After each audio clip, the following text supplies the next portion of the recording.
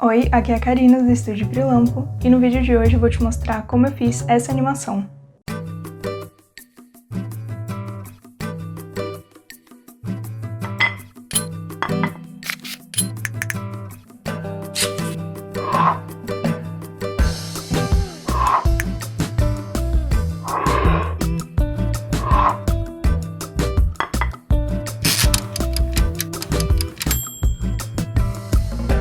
Essa animação foi feita para participar do Desavídeo que o Fer criou, onde a cada semana ele dá um tema e você escolhe um assunto relevante dentro desse tema para fazer um vídeo.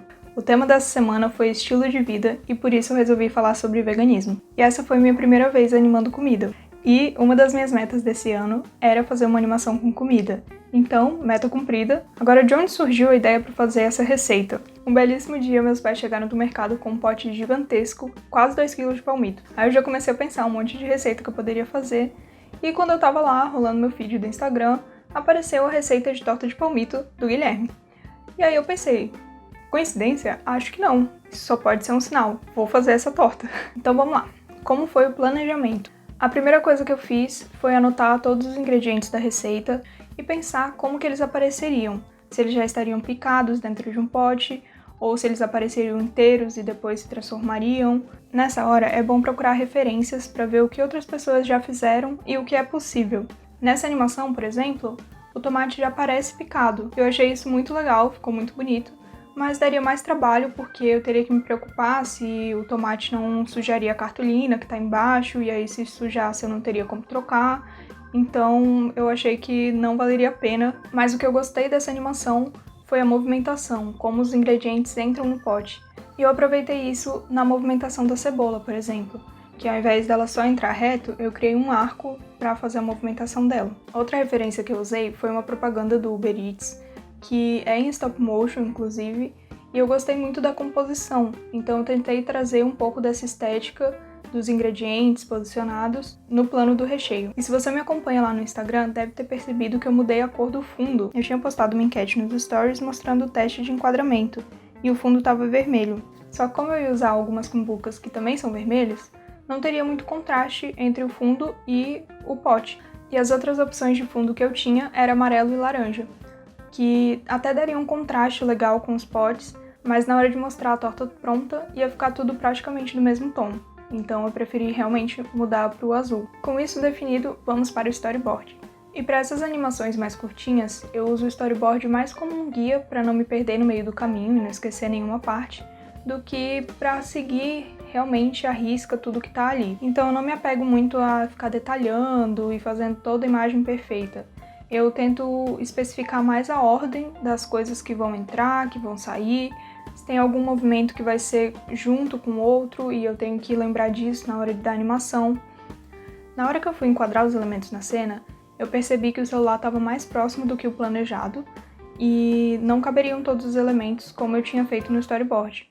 E isso foi um erro, porque eu fiz o storyboard antes de fazer o teste de enquadramento, e eu já tinha todos os elementos que eu ia usar na cena. Então eu poderia ter feito o teste de enquadramento com os elementos já e me basear nisso para fazer o storyboard, e assim ele ficaria mais próximo da realidade. Depois de ter acertado o enquadramento, veio a parte da iluminação. Nessa hora, o Vitor dá um rolo de filme, me deu uma ajudinha porque eu não estava conseguindo deixar as sombras suaves, elas estavam muito marcadas.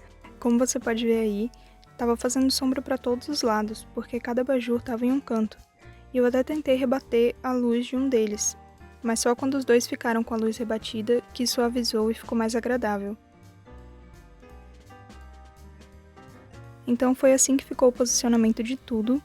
Para o tripé eu fiz uma gambiarra, enrolei o tripé do celular no tripé da câmera para conseguir deixar ele bem de cima, e colei o fundo com fita crepe no chão para não ter perigo de deslizar para nenhum lado.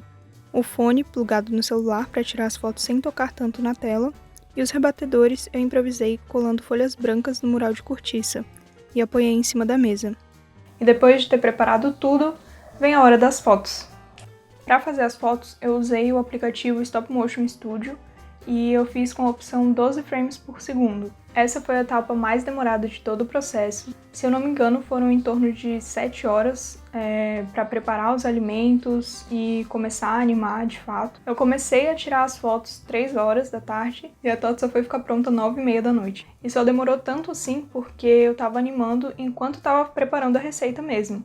E quando eu tinha que fazer o preparo de alguma coisa, por exemplo, o recheio, eu tinha que parar de animar, ir para a cozinha, refogar todos os ingredientes, deixar tudo preparado e esperar esfriar, porque se eu colocasse o prato quente ali em cima da cartolina, poderia suar, além de queimar minha mão e também embaçar a lente da câmera do celular, ou seja, ia dar tudo errado. E nessa parte eu não consegui gravar muito, porque como eu estava usando o tripé da câmera, eu não tinha onde deixar ela direito para pegar realmente o que estava acontecendo.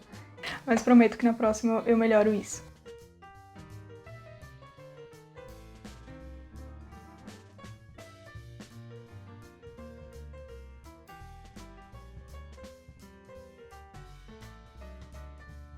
Eu imagino que em produções culinárias eles já devem deixar as coisas ali mais ou menos preparadas, até para agilizar o processo e também para ter a garantia de que vai dar certo no final. Porque imagina se você esquece a torta no forno e ela queima.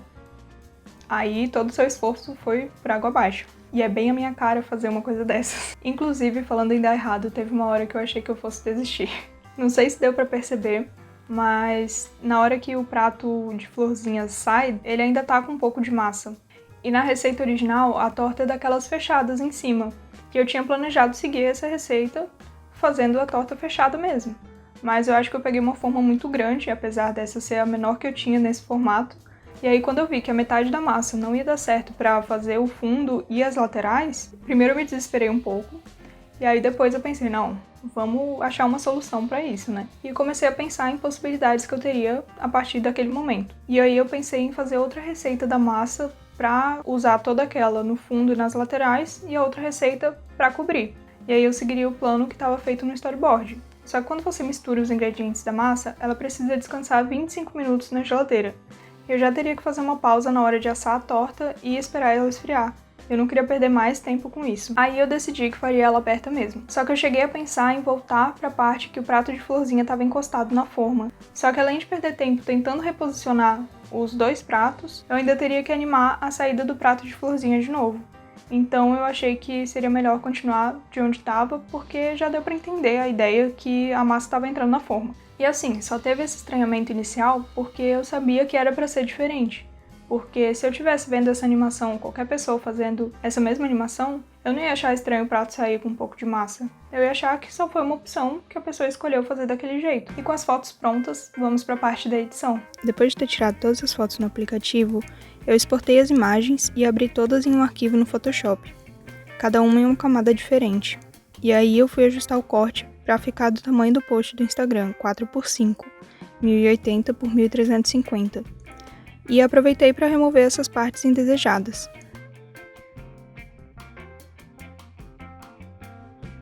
Só que nessas fotos da torta pronta no fundo infinito, estava faltando um pedaço da cartolina e acabou ficando mal iluminado. Então deu essa diferença de cor aqui no fundo por causa da sombra. Então primeiro eu pintei com a ferramenta pincel com a cor que estava mais uniforme. E depois eu criei uma máscara para as partes que continuaram um pouco diferentes. Para fazer a máscara, eu selecionei metade da imagem e copiei, mas eu precisava dela invertida, e se eu fosse inverter aqui, nesse arquivo, iria girar todas as imagens. Aí eu abri um arquivo novo, colei, inverti a tela de pintura, selecionei tudo de novo, copiei e colei no arquivo das fotos. E posicionei no outro canto. Mas como eu só queria o fundo, eu peguei a ferramenta de borracha e apaguei onde a torta aparecia. Nessa hora, diminuir a opacidade da camada ajuda a visualizar onde a torta original está.